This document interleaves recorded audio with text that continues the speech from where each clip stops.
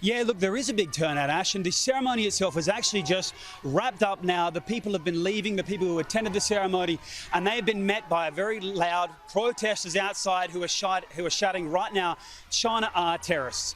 Now, let me give you some context of what's actually happened here. This is a very large consulate in the leafy suburbs of Joslin, the South Australian Premier's electorate.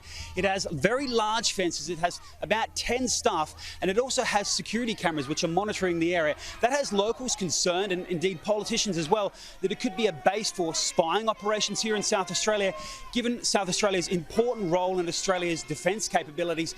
But it's fair to say the main group of protesters here are actually minority groups from across the Asian region who are concerned about China's actions, whether that be organ harvesting, according to them, indeed the treatment of the Uyghur people in that region, in which there is a very large population here in Adelaide, or indeed China's aggressive actions across the region. Let's first have a listen to what one of those protesters had to say. I had uncles taken to prison. Right now there's concentration camps open, so I've got heaps of family. Before they were taken, I had a bit of contact with them, so they were taken into concentration camps, and we know that they were taken into concentration camps. I've had no contacts with any of my family for the past 2 years now.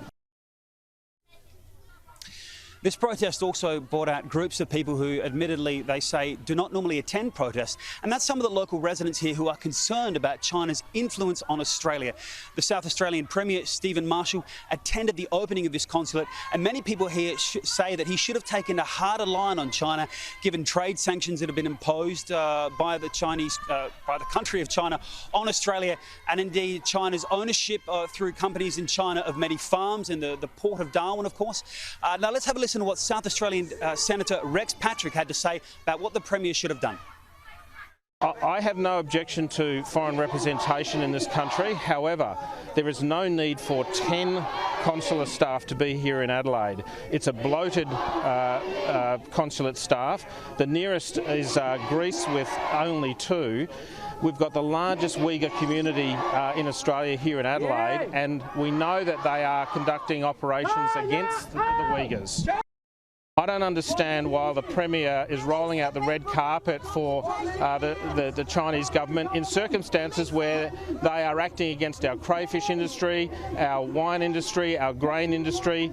Stephen Marshall is sleeping with the enemy here. Look, it's fair to say these protesters are very emotional today. They've certainly had their voices heard. It would have been very difficult to even hear anything from inside the ceremony itself, but this is a brand new consulate. It's also fair to say that it's here to stay.